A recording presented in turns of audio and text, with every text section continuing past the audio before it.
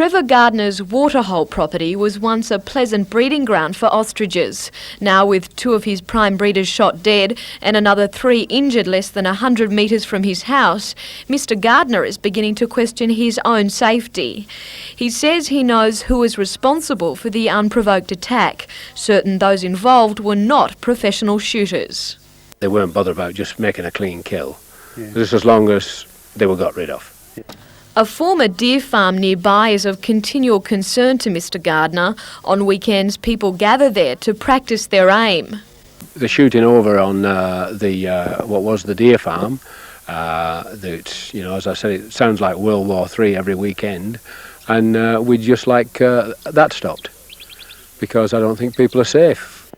He says the RSPCA have been called in, but it still continues. It started up again, and they seem to be there nearly every weekend, especially during the hunting season. And some of the characters, I suppose, you know, they're not bothered where they shoot. Meanwhile, Mr Gardner is left to tend to his injured ostriches. 2 still have bullets inside them.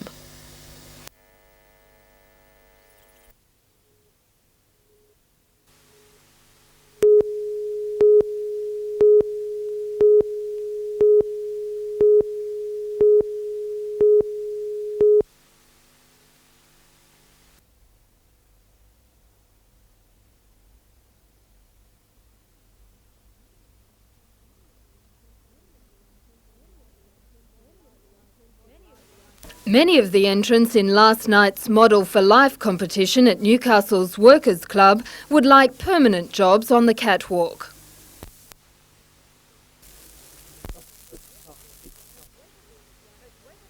But whether these young hopefuls will become glamorous clothes horses earning big bucks under the bright lights is yet to be determined.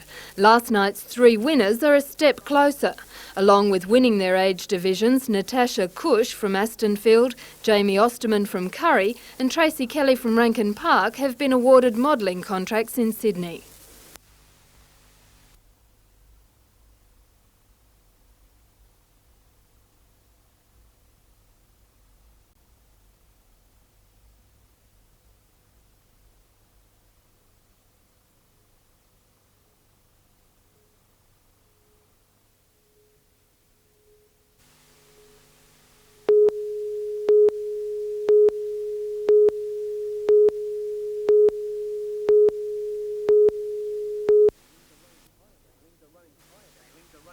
Feelings are running high about the scheme that would give students who are eligible to receive AusStudy the option of taking their living and study expenses support out as a lump sum loan to be paid back once they're earning above basic wages. Implicit within the introduction of that proposal is a recognition by the government that students do need financial support, that the level of financial support is inadequate. However, the government is proposing to make students, or place students in debt, if you like, as a mechanism by which they can alleviate their own financial hardship. Students at the University of Newcastle made their concerns felt by peaceful demonstration. They're afraid that AusStudy grants will be eroded and eventually replaced by compulsory loans. Those students who, by their good fortune, are either in a family circumstance where the parental income is adequate to be able to provide for them, perhaps aren't in the same need as single parents, people who are trying to re-enter the education system. Those are the people who we should be encouraging to enter education, and mechanisms like this will be discouraging them.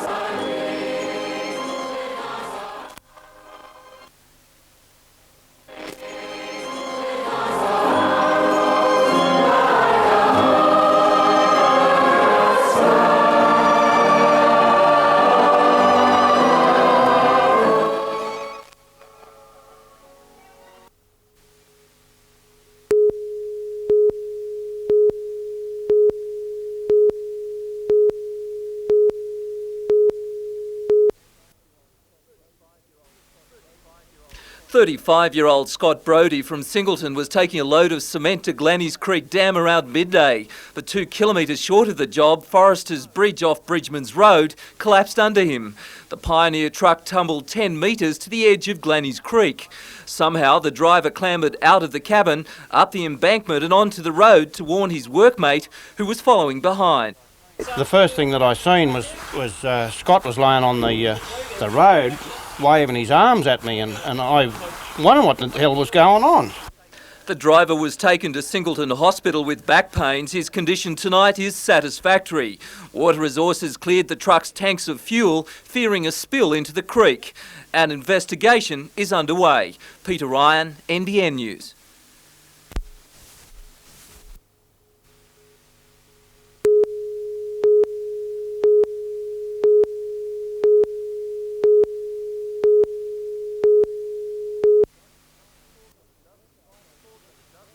More than a dozen finalists were given a workout by the judges with inventions ranging from an environmentally friendly weed spray to a rubber cover to reduce vibration in a chainsaw. Simple but smart thinking from country Australians. Ted Neely won the under $500 category with a gate hinge that fits on any post or even tree without drilling a hole. Neville King from Narrabri won the over $500 category with a bore pump. Water pressure running down one pipe pushes the H2O up the other.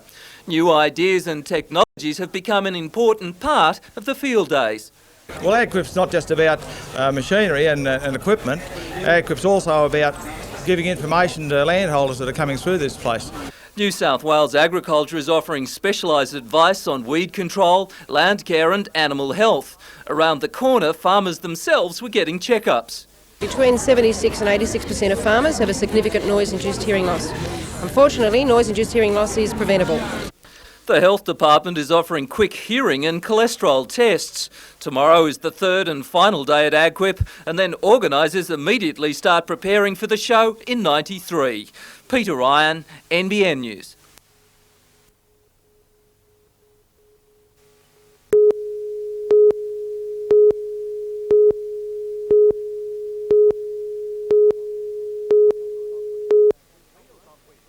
Meals on Wheels has been in operation in Forster Tuncurry for 20 years and celebrated its anniversary with today's opening. The Senior Citizens and Community Centre was built in Breeze Parade, Forster, a couple of years ago, and the Great Lakes Council recently extended the building, adding on a new wing to house the kitchen. Council was probably unfortunately not supportive with money, but we were very supportive with helping them actually do the building, put it all together, and so therefore save them a considerable amount of money. And it is now the Meals on Wheels Services permanent home, with a certificate from the council giving it exclusive use of the facility. The volunteers, helped by the local Rotary Club, raised $30,000 in a little over a fortnight to fit it out with the latest cooking appliances. 10 volunteers from a panel of 200 prepare up to 75 hot dinners daily and deliver them speedily to the old or infirm. The new kitchen is roomy enough to allow for any future expansion, up to as many as 200 meals a day.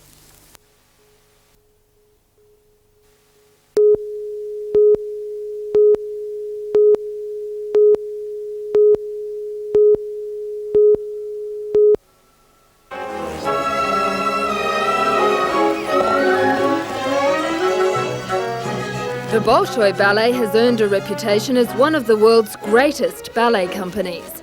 As opening night approached, the dancers fine-tuned their performance with the Hunter Orchestra.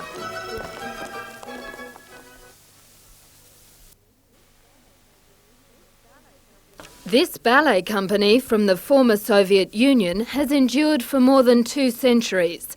Most recently, it survived the fall of communism. We're just very happy that finally we will have a normal society.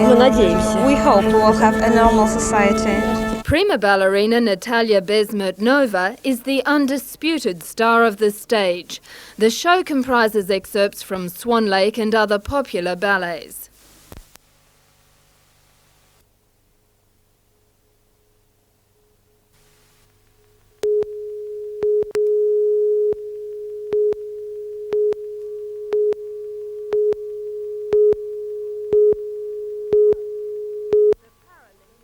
The Paralympics are the Olympic equivalent for the world's top athletes with disabilities. The Hunter Valley will field 8 competitors at the Games in Spain next month. To help them on their way, a fundraising dinner was held last night at Western Suburbs Leagues Club. Night's test prop, Mark Sargent, quizzed the audience on trivia, which together with the door takings raised $14,000. Our 8 athletes will compete in track, swimming and basketball. Some participants will leave for Barcelona next week.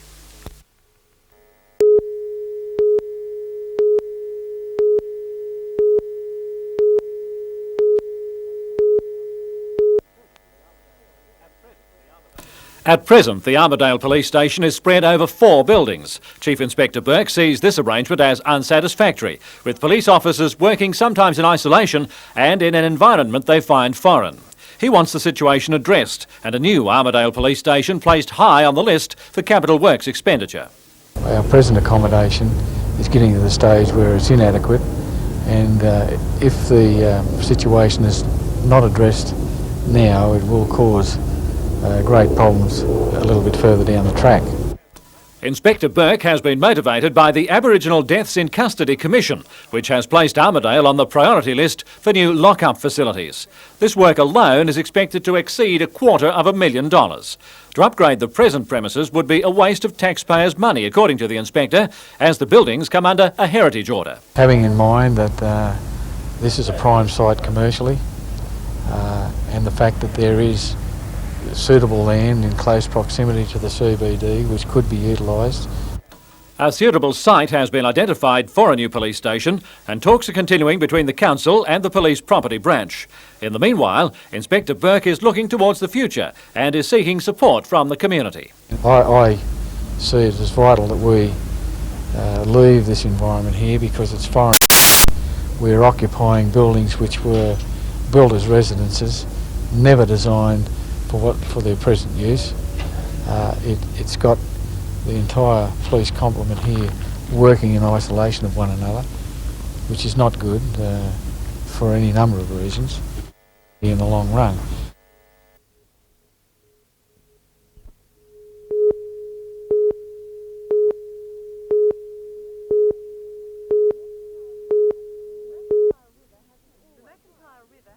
The McIntyre River hasn't always looked like this.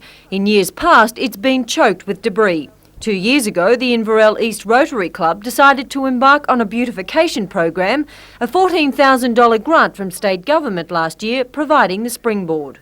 We've got a 10-year project here with the river, getting rid of all debris and the willow trees that are falling into the river. With this mostly cleared, the task now is to stabilise the banks. This is achieved by planting grass. Last week there were plenty of volunteers on hand. Coming from Tenterfield and Glen Ennis today to help us, and plus we've got some local kids to come and give us a hand, and some people from the Kuruma out at the Tingha Lands Council. Students from Inverell High School also pitched in. All up, 8 truckloads of grass was planted. The group's efforts will be backed up with another working bee on August 30th. Catherine Lamond, NBN News.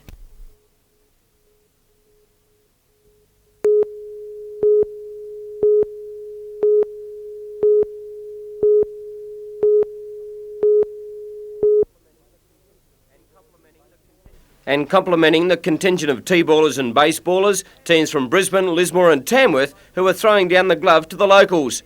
Ranging in ages from 10s to 14s, it's hoped this carnival will continue the development of baseball, especially with the T-ballers who are learning the basic skills of the game, and by the looks of today's standard and of that of which will be on display tomorrow, the game is in good hands.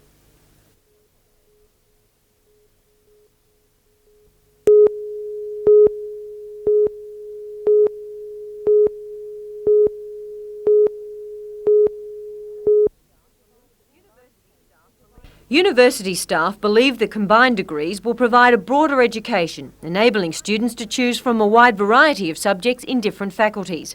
For example, next year students will be able to combine the Bachelor of Economics with the Bachelor of Law degree. This new approach, it's thought, will improve employment prospects, enabling graduates to compete for commerce and government jobs as well as those in private law practices.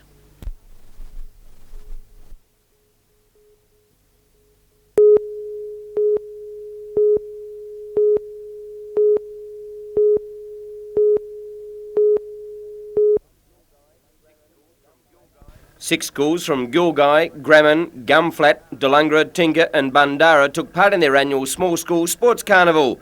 And small they are, ranging in numbers from 14 total pupils to 120, and this year's theme was appropriate. We've kept to the Olympic theme, which seemed appropriate.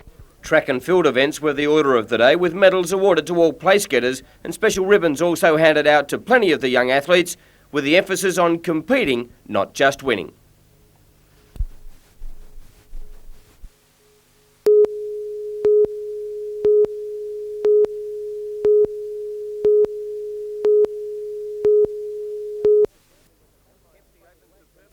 Kempsey opened superbly when the backline swung into action. Rogers made the initial break, on to Bailey, and he found Maynard backing up.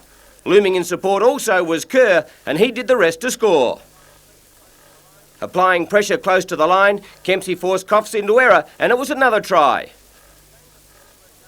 Again the forwards worked overtime for Kempsey, and they went further ahead, a barging try, and Coffs were in tatters. After the break, Coffs hit back with Van Arendonk going the short side and backing up nippy halfback Nolan, and Coffs were back in the match. But a controversial try sealed the win and the championship for Kempsey. Taliva was sensational. A chip kick that he cleverly regathered, and he raced for the corner. The defence was there, but the referee and the touch judge awarded the try, and Kempsey were home 20 points to 10.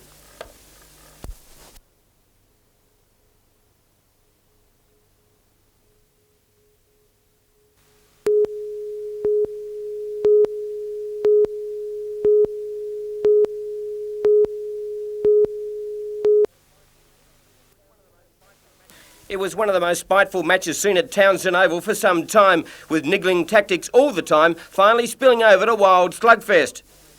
But it was the Bulldogs who bid hard first up, Bender making the break on the left flank, and as usual, on the spot, Phil Williams, and he was in. Phil's brother Dale snapped a smart field goal to make it 9-0 before Peter Brady, in his 250th match, slipped a dubious pass to Bender. He busted South all over the place. Steve Linane was there in support, but the Terry Lamb of Newcastle, Phil Williams, was on the spot again, and it was 13-0.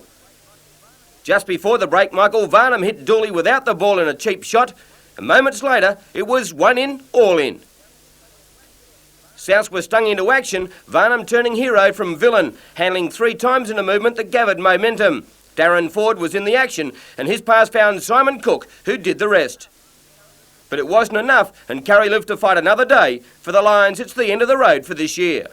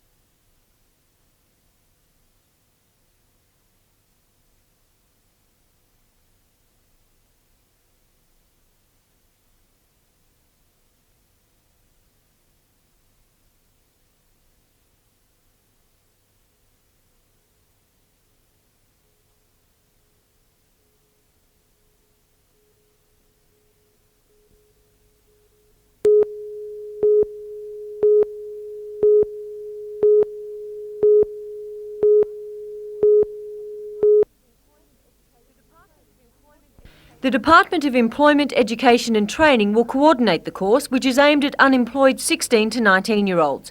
8 weeks will be spent in formal training, where participants will learn general office skills and medical terminology. Then 2 weeks on the job, practising what they've learnt. They're skills that the industry, the medical industry, has actually said that they need, so we're providing training, work experience and hopefully enhancing the employment prospects of the participants. Frustrated with seeing teenagers caught in the vicious cycle of no experience, no job, Dr Chris Howe, President of the Hunter Medical Association, approached DEET with the training idea. General practitioners sort of said, the family units are being stressed by young people at home, can't get jobs, and the whole unit is under pressure. Dr Howe says the course has already been sanctioned by the Hunter Area Health Service, and many private and public hospitals plus general practitioners have expressed interest in getting involved in the scheme. Put all those groups together and yes, we've got a large employer base that should be able to find jobs. The course will be piloted next month in Newcastle and Lake Macquarie, with 30 people in each group. If successful, it's then hoped the scheme will expand to other areas.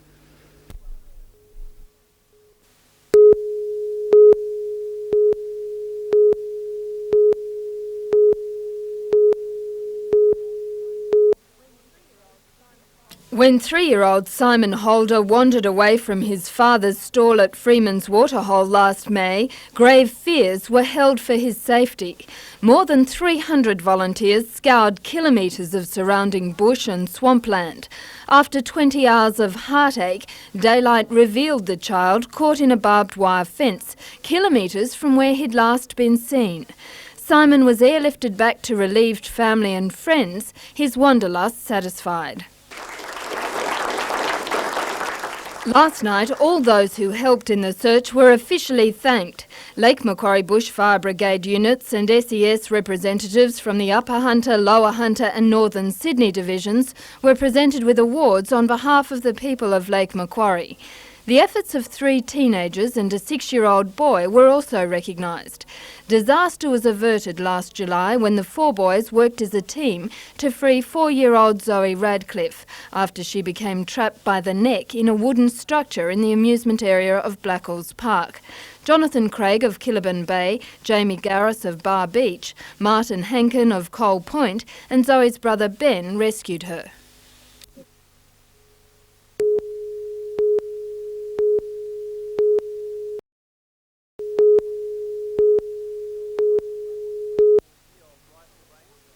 The old rifle range at West Wallsend has become a war zone. 60 regular and reserve army personnel fighting an environmental enemy. It's all part of a massive clean-up campaign ridding the western side of the lake of dumped cars and wrecks. An aerial check spotted more than 400 hidden in the bush. Police estimate most are stolen for spare parts or are deliberately abandoned for insurance claims. The Army says it's a disgrace. I was flabbergasted that people can actually come out to an area and dump car bodies. The soldiers take the wrecks to a Wobber tip where council is paying them $20 per unit. The cars will be broken down for scrap. Another operation is planned for Sunday. Over the 2 days, the Army hopes to raise more than $6,000 for legacy. Peter Ryan, NBN News.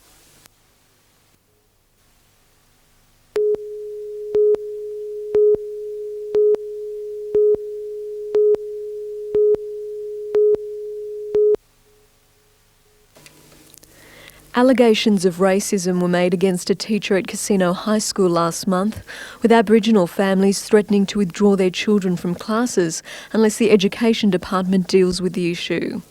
The Education Department has set up a 2-phase review.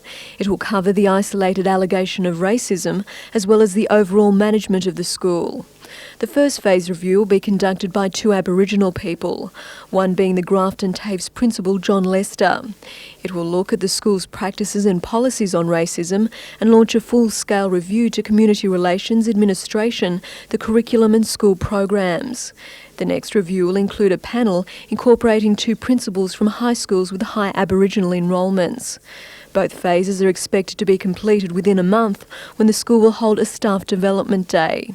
Special classifications for future teachers may also be implemented, with vacancies being filled by persons considered appropriate to deal with the special needs at Casino High School.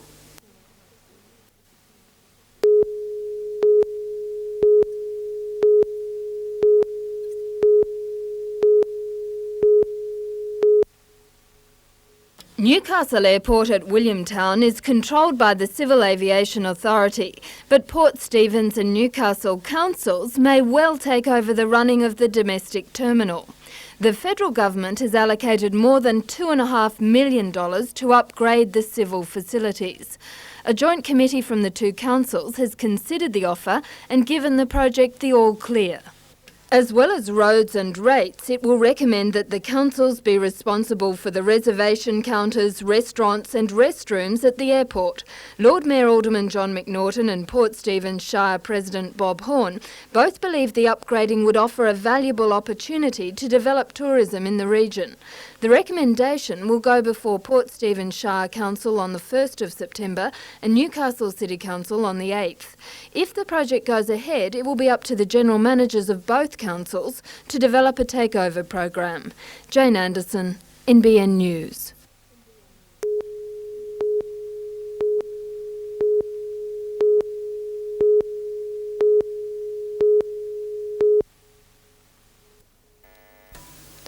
Maria Hitchcock is a teacher at the Armidale High School.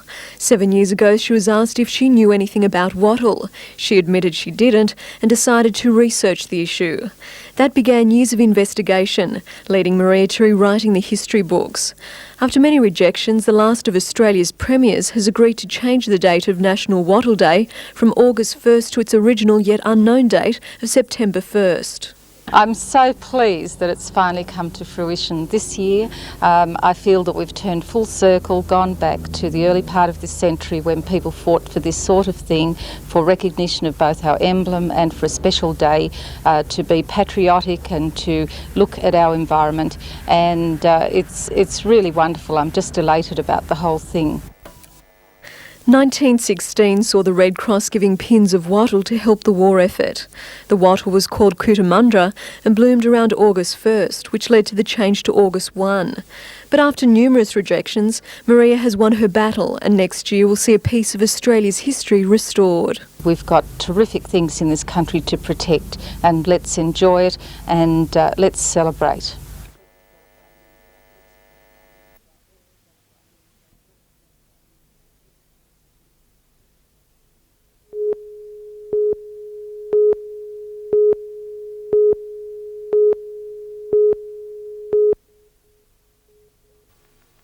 "32-year-old Michael Malladay had a kidney transplant 3 months ago. He's now back at work as a chef on the South Stane. Being stuck on a dialysis machine isn't the nicest thing for anyone, and to get away from that and get full freedom again, apart from going back to hospital for blood tests regularly and taking some tablets, basically I can do everything that I used to do before and have no problems with it. The organ came from someone who had been proclaimed brain dead. While this is perhaps the greatest gift Michael will ever receive, there was obviously tragedy for another family. Without the support of the whole community, represented by donor families giving consent, then the transplantation program as we know it in Australia wouldn't exist. A religious ceremony will be held for all the families who've been a part of the transplant program. It will be held on the 9th of October at Christchurch Cathedral.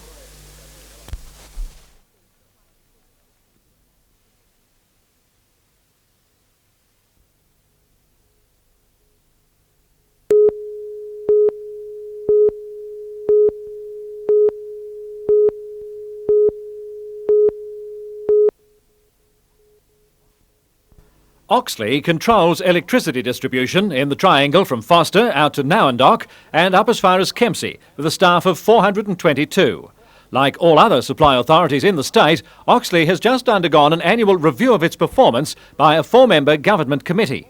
According to the committee's report, warmer than expected weather and the recession combined to reduce sales and slow development construction. However, the mild winter was a bonus in another way, leading to increased reliability of supply.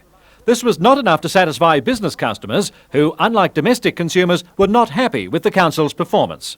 What we've got to do is to get out and tell the business community what we have to offer. And if necessary, we'll do a door knock of the people that we want to serve. A plus for Oxley, though, was the committee's findings on customer-to-staff ratio, which has improved continually over the past 5 years. Productivity we're very happy with, the staff we're very happy with. The number of staff per customer is reducing, and that's great. Oxley County Council will now set itself targets for its next performance review in 12 months' time.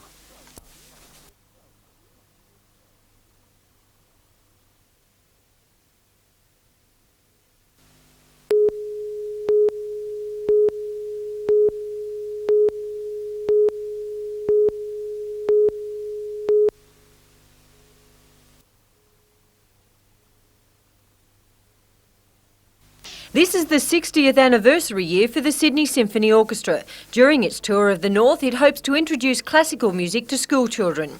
This morning they performed for the children of Armidale. This morning's visit is to familiarise schools with the type of music we play, which is predominantly classical music, and just to bring it out to all the country centres, which we find is really important. Concerts will be held in the university tonight and Tamworth Town Hall tomorrow night. A feature of the performances will be the appearance of American conductor Isaiah Jackson and the orchestra's principal trumpet player Daniel Mendelow, who is recognised as one of Australia's leading brass players.